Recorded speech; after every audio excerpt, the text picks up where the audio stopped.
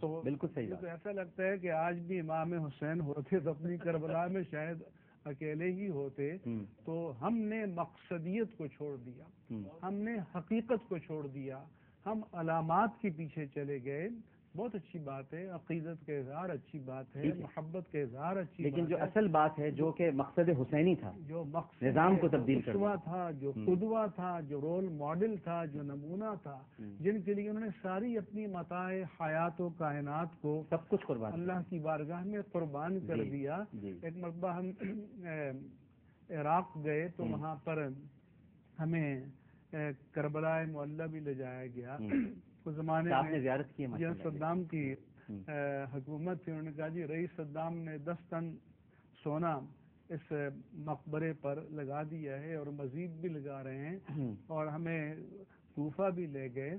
تو میں نے جو وہاں پر کلیدار تھے, جیسے ہمارے اوقاف کے ایڈمنسٹریٹر یا مینیجر ہوتے ہیں, تو میں نے کہا کہ کیا امام حسین نے اس 10 یا 20 ٹن سونے کے لیے قربانی؟ اللہ اکبر, اللہ. تو امام حسین کی قربانی کے مقاصد اس پر بھی کوئی توجہ دے رہا ہے.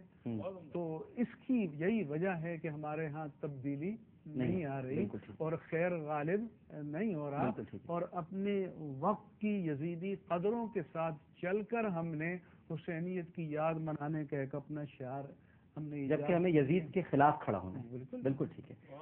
ایک اور کالر ہمارے ساتھ موجود ہیں. السلام علیکم. السلام علیکم. وعلیکم السلام.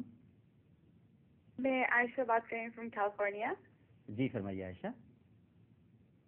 I know it's kind of awkward کیونکہ میں اس شو کے لیے off topic بات کر رہی ہوں, but I really wanted to tell you that I really enjoyed your lectures and your programs, and when you came to California for the fundraising, we really enjoyed your programs, and your program has been very encouraging. So stay blessed. MashaAllah ta'ala, Allah ta'ala bless you. I really love your shows. I really love your voice. I seriously love you. Thank you so much. Thanks a lot. Thanks a lot. بہت شکریہ. California سے ایک collar ہمارے ساتھ ہیں. السلام علیکم. وعلیکم السلام. جی فرمائیے. جی عامر بھائی کیا حال ہے؟ ٹھیک ہے آپ کے؟ الحمدللہ. عامر بھائی آپ کی ٹرانسمیشن کا تو کوئی جواب نہیں, ماشاءاللہ بہت اچھی, اور مفتی صاحب اور ڈاکٹر فضل احمد صاحب بہت اچھے مہمان, آپ کے اسکالر بہت اچھے طریقے سے ہمیں بتاتے ہیں. اور مفتی صاحب ابھی جو مقصد کی بات کر رہے تھے, تو آپ کی ٹرانسمیشن بھی بہت بامقصد ہے اس وقت. اور دوسرا یہ سوال پوچھنا تھا عامر بھائی کہ حضرت علی کے معجزات کے حوالے سے کچھ مفتی صاحب اور ڈاکٹر صاحب ہمیں بتائیں. اور یہ بھی سنا ہے کہ حضرت علی کا ایک معجزہ یہ بھی تھا کہ آپ گھوڑے کی ایک رکاب میں پاؤں رکھتے تھے تو دوسری رکاب میں پاؤں رکھنے تک آپ قرآن پاک کی تلاوت فرماتے تھے. کچھ اس کے بارے میں بھی ہمیں بتائیں, کیونکہ تعریف تو اللہ تعالیٰ کی اور اس کے رسول کی اور اہل بیت کی کوئی کر ہی نہیں سکتا. نہ کوئی ایسی لغت ہے, نہ کوئی ایسی زبان ہے, نہ کوئی ایسی کتاب ہے جس میں ان کی تعریف کی جا سکی ہو. تو صرف اللہ سبحانہ و تعالیٰ ان کی تعریف کر سکتا ہے. آپ ہمیں ان کے معجزات کے بارے میں کچھ بتائیے. جی ضرور. ڈاکٹر صاحب, مفتی صاحب نے فرمایا کہ جو مقصد حسینی تھا رضی اللہ تعالیٰ, وہ ہم نے کہیں طاق پر رکھ دیا ہے. کہتے ہیں نا کہ جی طاق پر جزدان میں لپٹی دعائیں رہ گئیں اور چل دیے بیٹے سفر پہ گھر میں مائیں رہ گئیں. تو یہ جو ہم نے جزدان میں لپیٹ کر ہر چیز رکھ دی ہے, یہی معاملہ ہم نے قرآن پاک کے ساتھ. تو اس پر آپ کچھ گفتگو فرمائیے. کہ بسم اللہ الرحمن الرحیم. ایسا سوچنے کا لمحہ یہ ہے, نہیں لمحہ فکریہ یہ ہے, عقیدت, محبت, عشق یہ کمال کو پہنچ بھی جائے, جب تک روح عقیدت جذب نہ کر لیں, جس کا نام عمل ہے, اتباع ہے, اس وقت تک اس عقیدت کا شجر ثمربار نہیں ہو سکتا. آپ یہاں اس واقعے کو لے لیجئے.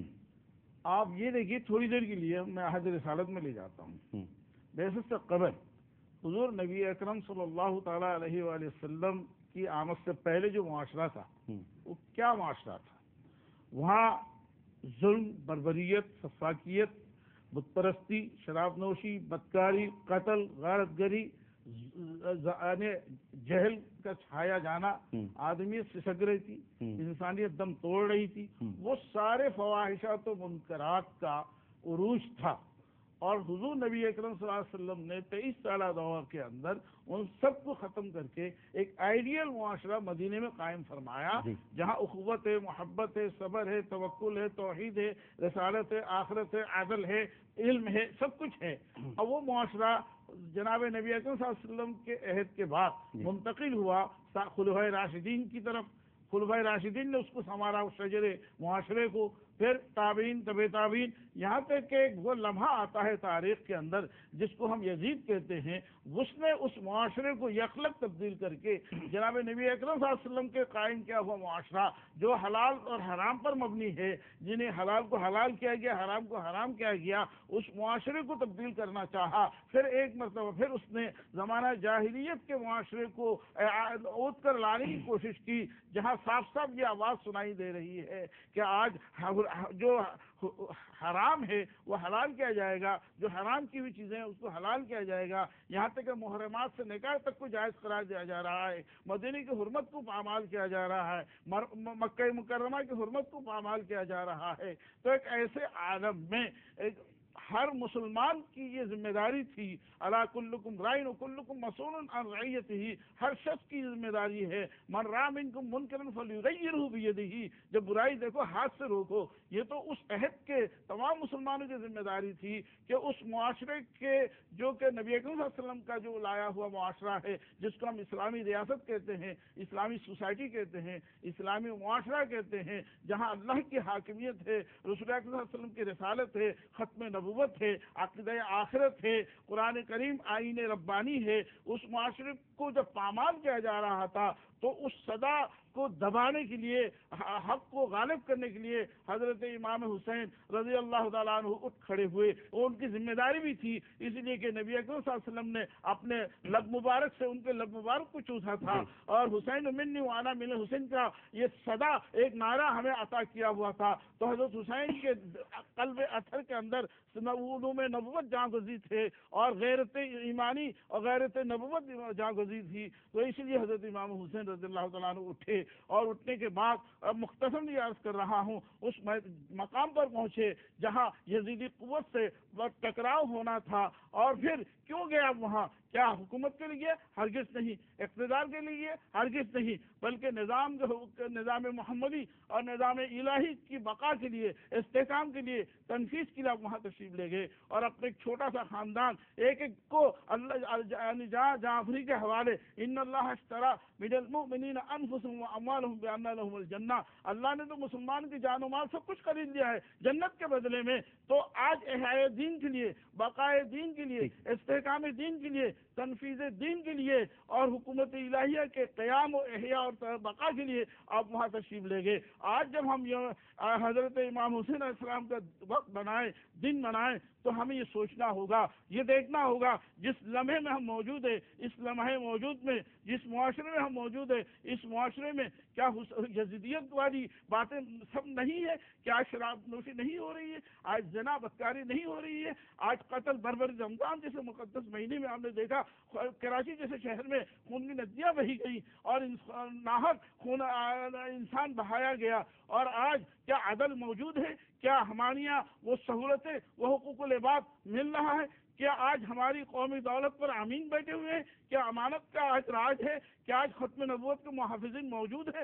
آج ختم نبوت جیسے عقیدے کو پامال کرنے کی کوشش کی جا رہی ہے، ناموس رسالت صلی اللہ علیہ وسلم کو پامال کرنے کی کوشش کی جا رہی ہے، تو کیا حضرت حسین کیوں کھڑے ہوئے تھے؟ ان برائیوں کا قلاقبہ کرنے کے لیے، شراب کو بند کرنے کے لیے، زنا کو بند کرنے کے لیے، قتل کو بند کرنے کے لیے، اللہ کے حرام کی ہوئی چیزوں کو، حدود اللہ کو قائم کرنے کے لیے وہاں تشریف لے گئے تھے۔ تو آج ہماری ذمہ داری ہے، حسینیت یہ پکار رہی ہے کہ میری محبت رکھنے والوں، میری عقیدت رکھنے والوں، اٹھو جاگو۔ صرف جلوس نکالنے سے یہ بات، عقیدت کا اظہار تو ہو سکتا ہے، عمل کا اظہار نہیں ہو سکتا۔ جیسے مفتی صاحب نے بہت خوب بات کی، اتنی بڑی مین پاور، افرادی قوت اگر صرف قتل و بربریت کے خلاف اٹھ کھڑے ہو جائے اور تو امن قائم ہو سکتا ہے۔ تو یہ لہٰذا ضروری ہے، ہر ایک کو سوچنا ہوگا کہ ہم سب کو آج حسینیت کی شہادت پکار رہی ہے، اٹھو، جس مقصد کے لیے میں نے شہادت دی ہے تم بھی شہید بن جاؤ۔ بالکل صحیح۔ میں تو یہ سوچتا ہوں کہ جو ماشاءاللہ تسلسل آپ کی گفتگو میں ہے، اگر یہ پوری امت میں ہو جائے تو جیسے ہم آپ کی بات نہیں کاٹ سکتے تو امت کو بھی کوئی نہیں کاٹ سکتا۔ اگر یہ تسلسل پیدا ہو جائے. ماشاء اللہ ماشاء اللہ.